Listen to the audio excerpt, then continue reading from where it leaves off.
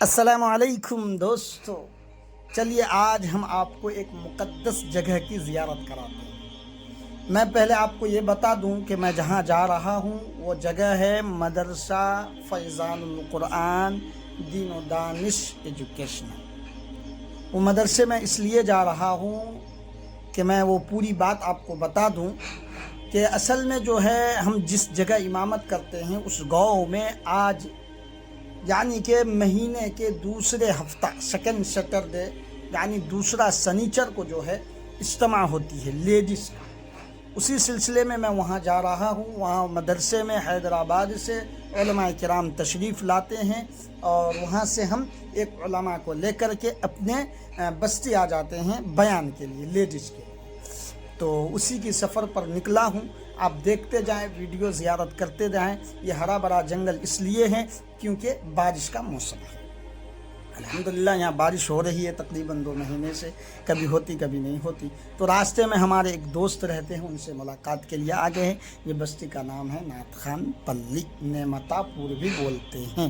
یہاں پر ہمارے ایک دوست رہتے ہیں جن کا نام ہے حافظ محمد عقیل صاحب، ان سے ہم ملاقات کراتے ہیں۔ یہ روم میں سو رہے تھے، ہم ان کی نیند میں خلل کر دیا، اللہ ہمیں معاف فرمائے۔ اس کے بعد جو ہے مدرسے کی یہ مسجد ہے، مدرسے کے قریب کی مسجد، یہاں کے یہ مسجد کے امام و خطیب مدرسے کے ذمہ دار ہی ہیں۔ یہ ہے مدرسہ فیضان القرآن دین و دانش ایجوکیشن۔ ابھی علماء کرام کو آنے میں دیری تھی، جب تک ہم نے بچوں کے ساتھ میں انجوائے کیا، کرکٹ کھیلا ہیں، آپ دیکھتے جائیں۔ اور ایک بات بتا دوں، یہ جو مدرسہ ہے الحمدللہ بہترین مدرسہ ہے، یہ لوکل کے لیے۔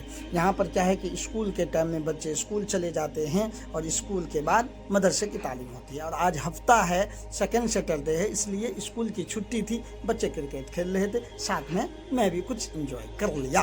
اس کے بعد ہم آپ کو علماء کرام آئیں گے، ان سے ملاقات کرائیں گے، ناظم صاحب کی ویڈیو دکھائیں گے، ناظم صاحب کون ہیں، کیا نام ہے، ان سے ملاقات کرائیں گے، ان کے آفس کو دکھائیں گے۔ اس کے بعد علماء کی بیان آپ کو بھی سنائیں گے، جب لیڈیز میں بیان ہوں گی آپ بھی سنیے گا، مولانا صاحب کو بھی ہم آپ کو دکھائیں گے۔ چلیے اب جو ہے علماء کرام کی زیارت کر لیجئے، یہاں ناشتہ کریں گے اور ہم آپ کو مدرسے کے ناظم سے ملاتا ہوں۔ یہ ہے جناب مولانا رفیق صاحب رحمانی، یہ ان کے آفس ہیں۔ ان کے بعد علماء کرام جو ہے بیان کے لیے ہم لے کر کے اپنے گاؤں میں پہنچ گئے، بیان سنیں۔ جن کو آپ سن رہے ہیں ان کا نام ہے ڈاکٹر سید فاروق صاحب۔ یہ جو ہے مولانا ابوالکلام آزاد یونیورسٹی میں پوسٹڈ ماشاءاللہ، ان کا بیان سنیں۔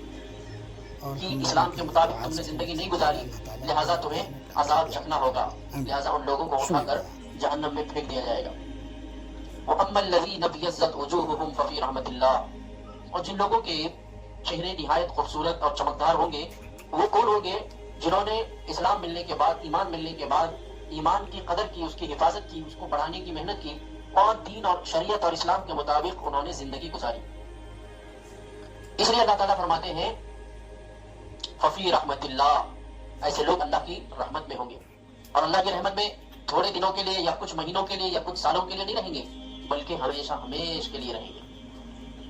تو 2 قسم کی جماعتیں میدان محشر میں رہیں گی، اور یہ دونوں قسم کی جماعتیں وہ ہوں گی جو دنیا میں مسلم گھرانے میں پیدا ہوئے، اسلامی تعلیمات ان کو نصیب ہوئی، اسلامی معاشرہ، اسلامی سوسائٹی ان کو میسر آئی، اسلامی نام بھی ان کا تھا، لیکن اسلام کے مطابق اس کی زندگی نہیں تھی، رسول اللہ صلی اللہ علیہ وسلم کے شریعت کے مطابق اس کی زندگی نہیں تھی، اس کے زندگی میں رسول اللہ صلی اللہ علیہ وسلم کے نورانی طریقے نہیں تھے، جس کی وجہ سے اللہ تبارک و تعالیٰ نے ان کو اتنی بڑی سزا عطا فرمائی۔ تو محترم خواتین، یہ جو اللہ تعالیٰ نے ہم کو زندگی دی ہے 50-60 سال کی زندگی، یہ زندگی اللہ کی امانت ہے، اور امانت کے اندر خیانت کرنا حرام ہے۔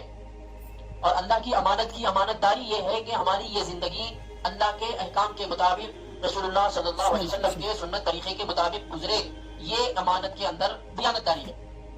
اگر ہم اپنی مرضی سے گزاریں گے، دین کی، شریعت کی، نماز کی، روزے کی کوئی پرواہ نہیں کریں گے، تو گویا اللہ کی اس دی ہوئی زندگی کے اندر ہم خیانت کر رہے ہیں، اور خیانت کرنے والا کبھی بھی جنت میں داخل نہیں ہوگا۔ تو یہ زندگی اللہ نے ہمیں دی ہے، تو اس زندگی کو کامیاب بنانا ہے۔ اور یہ زندگی کامیاب کیسے بنے گی؟ سب سے پہلے کلمہ پڑھنے کے بعد لا الہ الا اللہ محمد رسول اللہ صلی اللہ علیہ وسلم، جب ہم کلمہ پڑھ لیتے ہیں، زبان سے اقرار کرتے ہیں اور زبان دل کے اقرار کرتے ہیں، زبان سے اس کو ادا کرتے ہیں، تو ایمان کے بعد جو سب سے اہم چیز ہے وہ نماز ہے، سب سے اہم چیز نماز ہے۔ اور الصلاۃ عماد الدین کہا گیا ہے، نماز دین کا ستون ہے۔ نماز جس انسان کے زندگی میں، چاہے وہ مرد ہو چاہے عورت ہو، اگر اس کی زندگی میں نماز ہے تو اس کے بارے میں کہا جا سکتا ہے کہ یہ آدمی دیندار ہے۔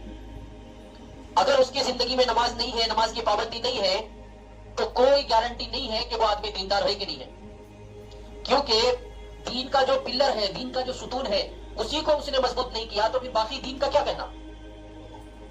اسی لیے نبی رحمت صلی اللہ علیہ وسلم فرماتے ہیں کہ نماز آنکھوں کی ٹھنڈک ہے، نماز مومن کا معراج ہے، نماز شیطان کا منہ کالا کرتی ہے۔